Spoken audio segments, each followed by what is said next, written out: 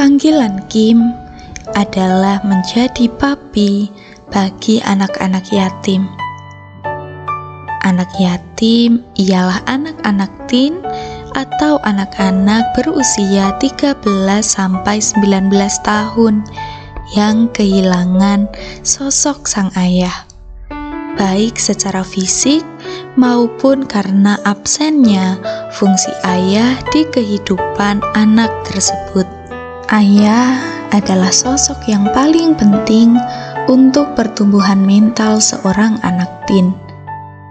Berbeda dengan seorang ibu yang bertugas untuk mengingatkan setiap hari apa yang harus dilakukan dan tidak boleh dilakukan oleh sang anak, tugas ayah lebih daripada itu.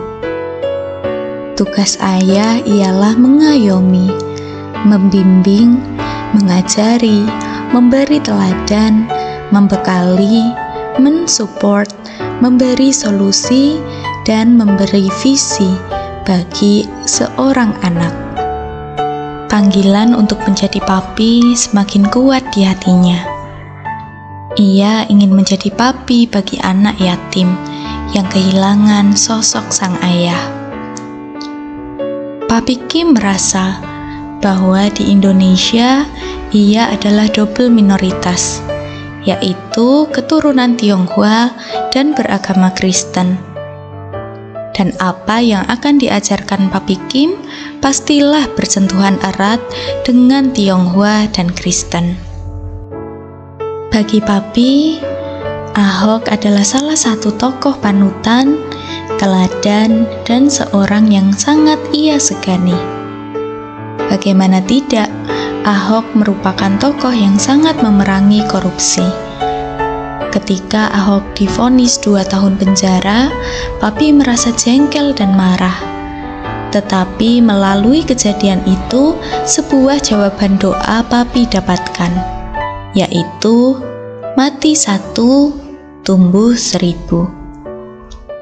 Roh Kudus memberi hikmat.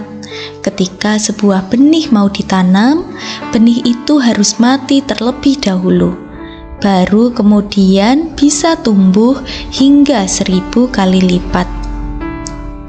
Ahok memang harus mati atau dipenjara selama 2 tahun, supaya ada 1000 Ahok lainnya.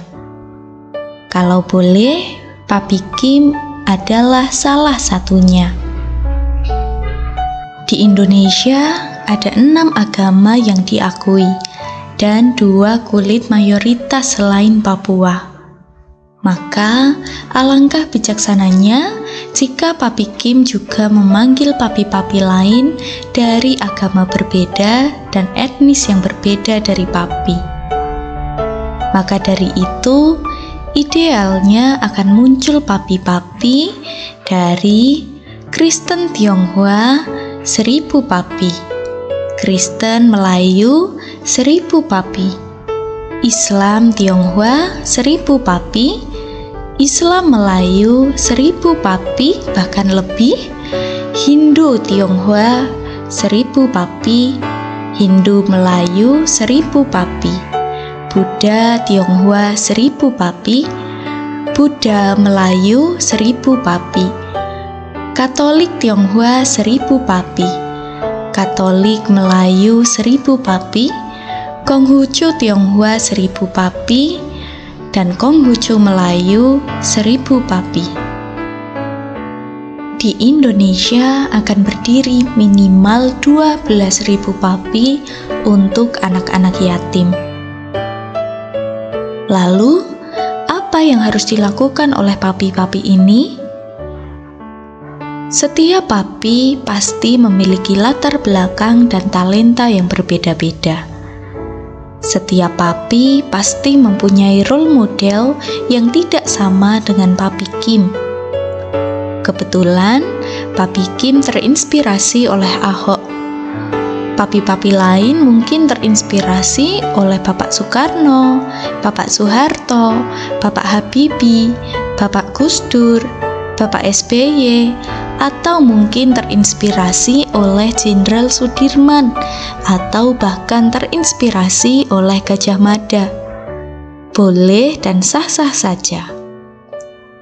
Setiap papi mengajarkan dan memberi teladan bagi anak-anaknya.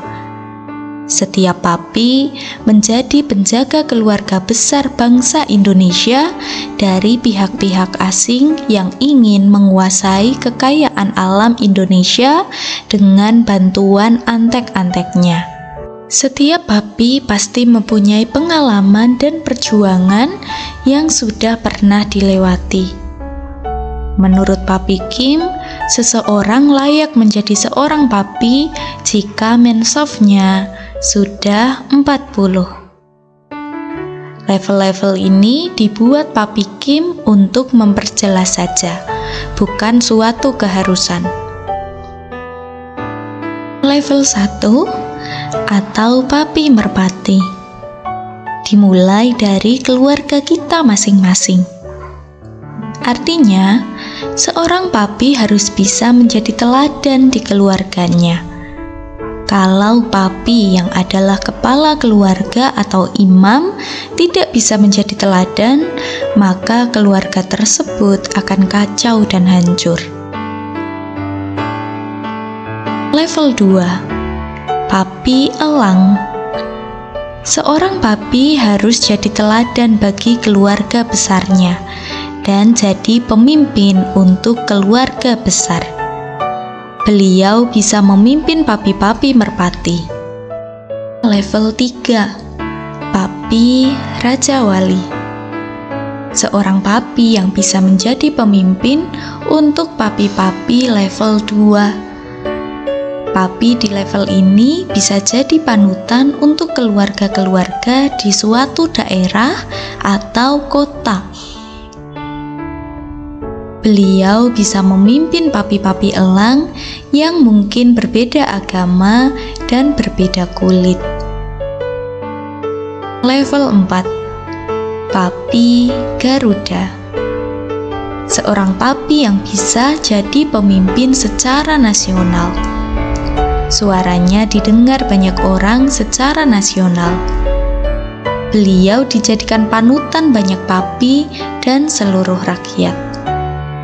Menurut Papi Kim, Papi Garuda adalah Pak Jokowi dan Pak Ahok. Level 1-4 harus memiliki peraturannya masing-masing. Peraturan bisa dibuat atas musyawarah dan mufakat oleh setiap anggotanya masing-masing. Setiap papi pasti akan mempunyai peraturan yang berbeda-beda, tergantung value yang dimiliki oleh sang papi. Intinya, papi bisa menjadi penjaga keluarga atau anggotanya masing-masing dari intervensi pihak luar yang ingin mengganggu kolam A-nya. Jadi, kolam A adalah vaksin untuk menghadapi virus DEI yang melanda kolam B.